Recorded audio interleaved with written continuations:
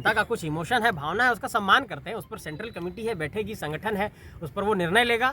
लेकिन तब तक यही मानिए कि जब तक कोई आधिकारिक सूचना झारखंडी भाषा खतियान संघर्ष समिति के लेटर हेड पर केंद्रीय अध्यक्ष के हस्ताक्षर से आप तक नहीं पहुंचता है, तब तक एक तरीके से कह सकते हैं कि सतही बात। जेबी केसेस की रणनीति यही है कि झारखंड के भीतर 14 लोकसभा की सीटों पर झारखंडी माटी का सांसद होना चाहिए, और अगर झारखंडी माटी का सांसद बनाना है तो वो नेतृत्वकर्ता कौन हो सकता है, क्या जेबी केसेस के अंदर से जो लीडरशिप निकल रहा है, क्या वो नेतृत्व दे सकते हैं, क्या हम लोग चुनाव रीजन में जो अधिकारी जो हम लोग के जो अधिकृत उम्मीदवार होंगे विभिन्न लोकसभा सीटों से, उनकी सूची बहुत जल्द जारी कर दी जाएगी। कि टाइगर जयराम महतो आश्वस्त हैं, और जब तक वो आते नहीं है तब तक केंद्रीय टीम का जो विस्तार है उसमें थोड़ा विलंब होगा, क्योंकि जो कुछ भी होना है उनके अधिकार से क्षेत्र में है और उनके अधिकृत हस्ताक्षर से ही होना है।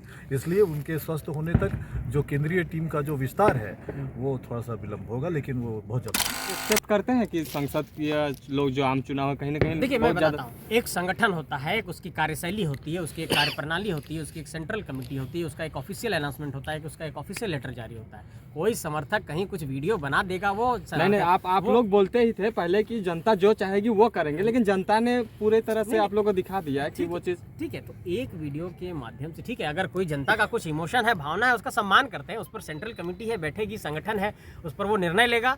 लेकिन तब तक यही मानिए कि जब तक कोई आधिकारिक सूचना झारखंडी भाषा खतियान संघर्ष समिति के लेटर हेड पर केंद्रीय अध्यक्ष के हस्ताक्षर से आप तक नहीं पहुंचता है, तब तक एक तरीके से कह सकते हैं कि सतही बातें हैं, मीडिया की बातें हैं, सियासी चर्चाएं हैं। लेकिन अगर कुछ आधिकारिक सूचनाएं रहेंगी तो आप लोगों तक पहुंचेगा। बाकायदा मीडिया में हम लोग हो सकता है प्रेस कॉन्फ्रेंस के माध्यम से जानकारी दें, हो सकता है आधिकारिक तौर पर जानकारी दें। तो आधिकारिक जो जानकारी होगी उसको ही पुष्ट मानिएगा। फिलहाल यही है कि झारखंड में हम लोग सियासी तौर पर कदम रख दिए हैं। बलियापुर के अधिवेशन से इस बात का ऐलान हुआ था, और आने वाले वक्त में चुनावी मैदान में हमारे रणबांकुरे मैदान में उतरेंगे और चुनौती पेश करेंगे। इस बात में सच्चाई है। लोकसभा का समय बहुत नजदीक है, जेबी केसेस की रणनीति क्या है? जेबी केसेस की रणनीति यही है कि झारखंड के भीतर 14 लोकसभा की सीटों पर झारखंडी माटी का सांसद होना चाहिए, और अगर झारखंडी माटी का सांसद बनाना है तो वो नेतृत्वकर्ता कौन हो सकता है, क्या जेबी केसेस के अंदर से जो लीडरशिप निकल रहा है, क्या वो नेतृत्व दे सकते हैं, क्या हम लोग चुनाव जाकर के लड़ सकते हैं। इन सारी चीज़ों पर मंथन हो रहा है। क्या हम लोग कहीं प्रत्याशी उतारेंगे तो हम लोग जीतने की स्थिति में, इन सारे विषयों पर, सारे समीकरणों पर एक बहुत बड़ा मंथन चल रहा है, और लगातार इस पर चिंतन चल रहा है। जैसे ही ये मंथन और चिंतन अंतिम स्वरूप लेगा, आप लोगों को एक सूचना मिलेगी कि हम लोग किन सीटों पर लड़ने वाले हैं, कहां लड़ने वाले हैं, कहां पर कैसे लड़ेंगे, कौन प्रत्याशी होंगे, ये सारी सूचनाएं आप लोगों को मिलेगी। हाँ, लेकिन इस बात में सच्चाई है कि जेबी केसेस लोकसभा भी लड़ेगा और विधानसभा भी लड़ेगा। इस बात में पूरी सच्चाई। चलिए विजय जी, आपसे 2 सवाल लेना चाहेंगे। जिस तरह से आप लोगों केंद्रीय कमेटी, कोर कमेटी के माध्यम से तमाम जिलाओं में विस्तार कर रहे थे, करते करते 5 जिलाओं में अभी तक आप लोगों का विस्तार डाटा के हिसाब से पता चला है। तो ये लगता है कि जिन जिन जिलाओं में आपने कमेटी विस्तार किया वहीं पे लोकसभा के लिए कैंडिडेट खड़ा करेंगे क्या? और लोग ये सोच रहे हैं कि आगे और विस्तार जो है हो नहीं रहा है, और जितना कमेटी का विस्तार हुआ है, जितने जिलों में हुआ है, उसी में लोगों को संभावित लग रहा है कि यहीं पे कैंडिडेट उतार सकता है। तो क्या यह सच्चाई है? लोगों क्या कहिएगा? देखिए, जैसे कि आप लोग खुद ही बता रहे हैं कि 5 जिलों में संगठन के विस्तार का काम पूरा हो गया है। दूसरी बात कि अभी जून का जो महीना 2024 में आएगा वो लोकसभा का टाइम है, और जो नवंबर का महीना होगा 2024 में वो विधानसभा का टाइम होगा।